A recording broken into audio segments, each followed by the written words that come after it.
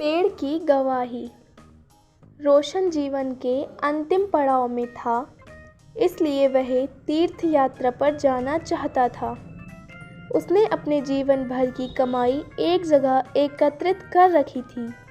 जब उसके मन में तीर्थ यात्रा पर जाने का ख्याल आया तो उसने उसमें से कुछ असरफियाँ निकाल लीं और बाकी बची हुई 1000 असरफियाँ एक थैली में भर लीं और अपने मित्र दीनानाथ को देते हुए बोला, मित्र, यह मेरे जीवन भर की कमाई है। अब मैं तीर्थ यात्रा पर जा रहा हूँ।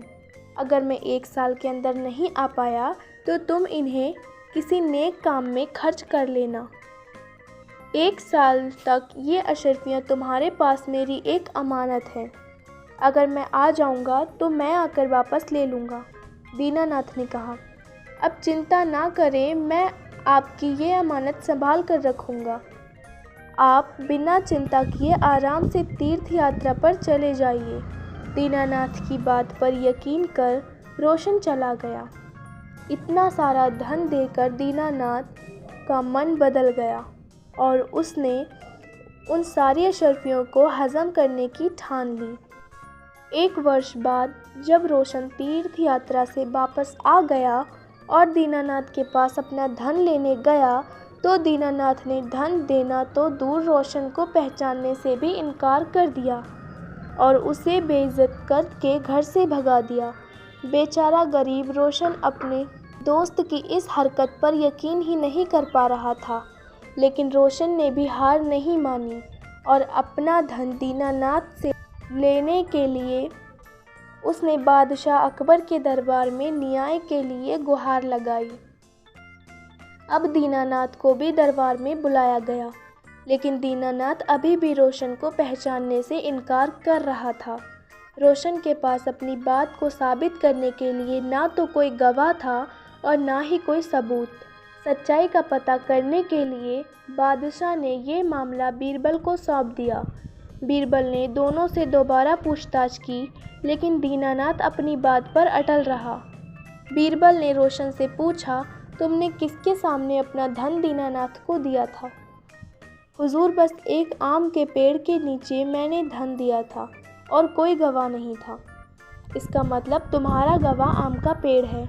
जाओ तो उस आम के पेड़ से कहो कि वो तुम्हारे पक्ष में गवाही दे। अगर वो ना माने तो उसकी मिन्नतें करना, लेकिन पेड़ को गवाही के लिए लेकर आना, तभी तुम्हारा धन तुम्हें वापस मिल सकता है। बेचारा रोशन बड़बड़ाता हुआ चला गया। पेड़ भी भला गवाही दे सकता है। दीनानाथ और बीरबल महल में ही रोशन का इंतज़ार करने लगे। जब कुछ समय गुजर गया तो बीरबल बोला, अब तक तो रोशन आम के पेड़ के पास पहुंच गया होगा और उससे मिन्नतें कर रहा होगा। तभी दीनानाथ बोला, रोशन तो वृद्ध आदमी है, वो इतनी जल्दी वहाँ नहीं पहुँच सकता। अभी तो उसे काफ़ी समय लग जाएगा, क्योंकि वहाँ का रास्ता भी साफ नहीं है। बीरबल शांत होकर रोशन का इंतज़ार करने लगा। बहुत देर बाद रोशन महल में आया और बोला, महाराज, मैंने पेड़ से बहुत मिन्नतें की, लेकिन वो वहीं का वहीं खड़ा रहा। अब आप ही बता दीजिए मैं क्या करूं?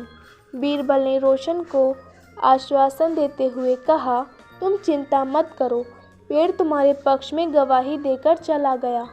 दीनानाथ ने आश्चर्यचकित होकर पूछा, पेड़ कब आया? मैं तो कब से यहीं बैठा हुआ हूँ।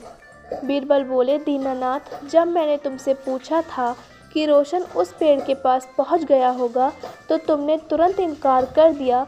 इसका मतलब कि तुम उस जगह के बारे में अच्छी तरह जानते थे, लेकिन तुम झूठ बोल रहे थे। अब तुम सीधे सीधे अशर्फियों के बारे में बताते हो या मैं अपने तरीके से पूछूं? बेचारे दीनानाथ ने डर के मारे सब कबूल कर लिया। उसने रोशन से माफ़ी मांगकर उसका सारा धन वापस कर दिया।